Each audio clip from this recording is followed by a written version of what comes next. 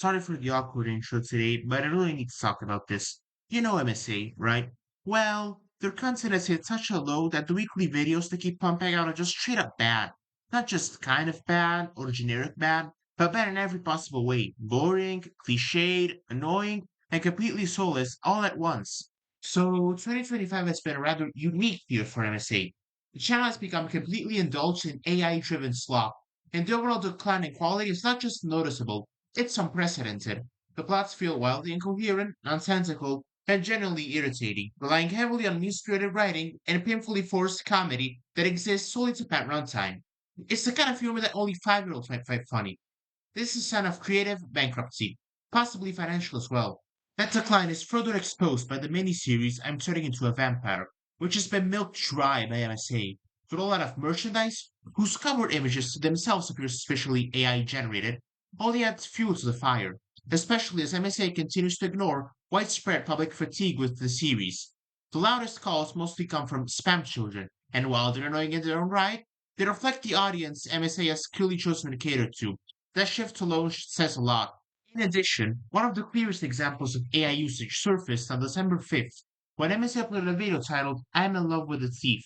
Formerly, I'm never going to Spain again, among several other names. You see, MSA has a habit of changing titles and thumbnails. More on that later. Despite its runtime, the actual story barely fits 20 minutes, an obvious attempt to farm watch time. The most glaring issue, however, appears near the end of the main story, specifically at 20 minutes 9 seconds where a scene is made with actual AI. Just look at this. The main character's mouth moves with an unnaturally out of sync motion that clashes with the rest of the animation. Viewers quickly noticed how strange and artificial it looked, and while criticism followed, oddly, no one called out this specific moment. What makes this utterly hypocritical is that, a few videos later, MSA claimed they don't use AI at all in response to a concerned commenter. Did they just forget this scene exists? Something doesn't quite add up. Now, the use of AI in videos isn't inherently bad.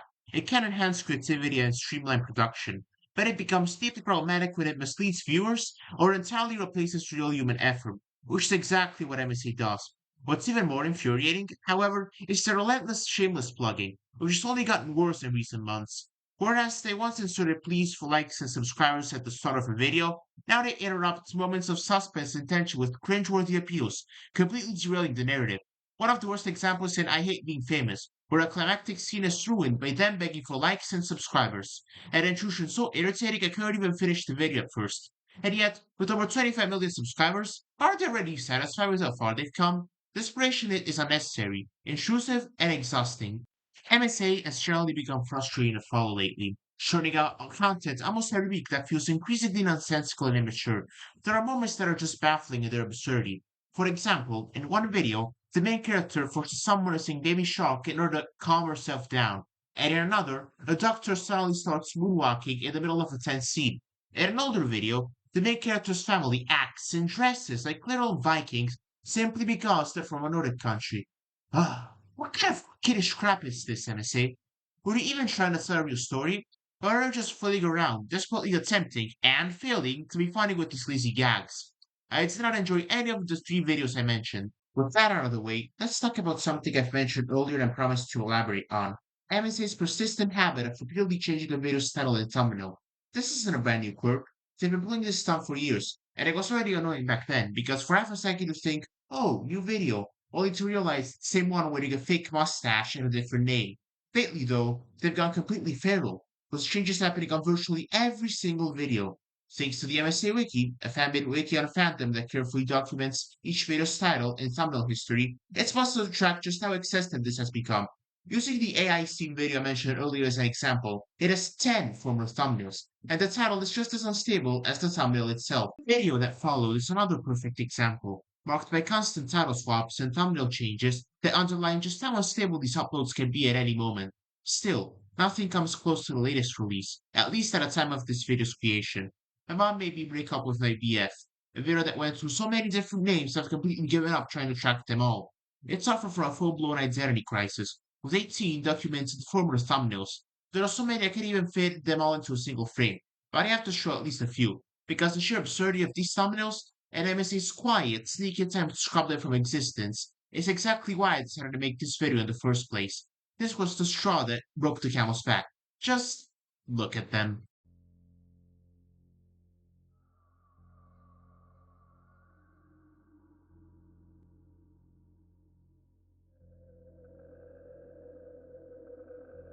These thumbnails are generally some of the most disgusting MSA has ever produced.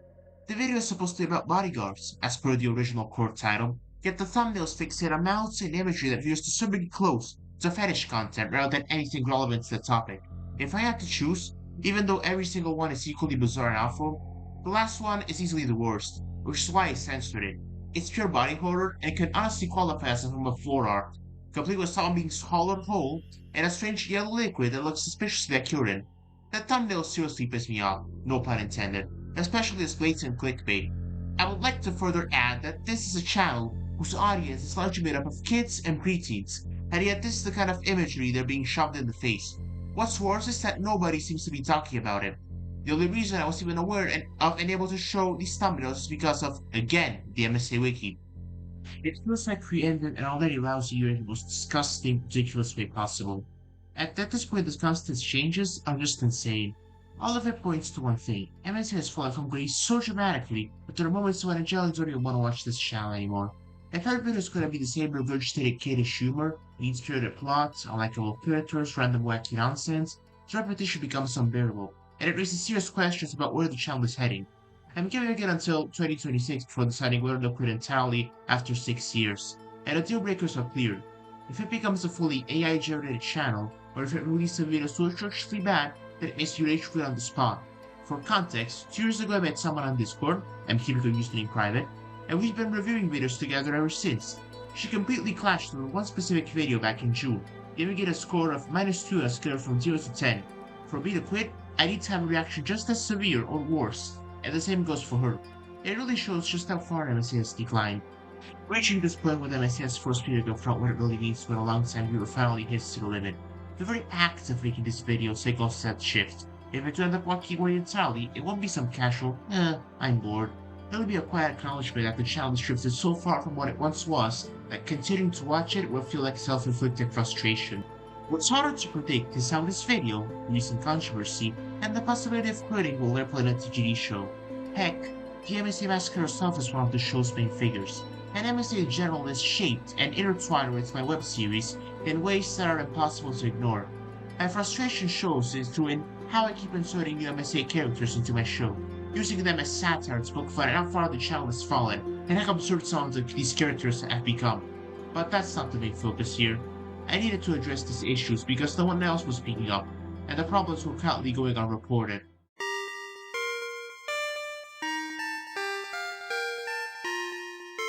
And that's the ride. When you pull back and take in the whole picture, it stops looking like a few isolated missteps and starts revealing a pattern. We're talking about creative shortcuts and a reliance on AI, humor that lands nowhere near its target, and strategies that feel more manipulative than clever. And when they sprinkle any humor and imagery that absolutely should not be anywhere near a younger audience, yeah, that's when the eyebrow goes all the way up. But even after all that, I'm not slamming the door shut. I'm still here. Despite how uncomfortable, messy, and directly bewildering this year has been, both for MSA and for my own patients, I want to end on a brighter note. I'm truly grateful to everyone who stuck around, watched, listened, and shared this strange journey with me. Whether you've been here since the beginning or wandered in by accident as a out of public curiosity, your support means a lot. Where do things go from here? Who knows? Maybe it'll simmer down, maybe it'll evolve into its final form. For now, here's to a fresh start in 2026. Until then, I'll see you on the flip side, with a brand new adventure awaiting.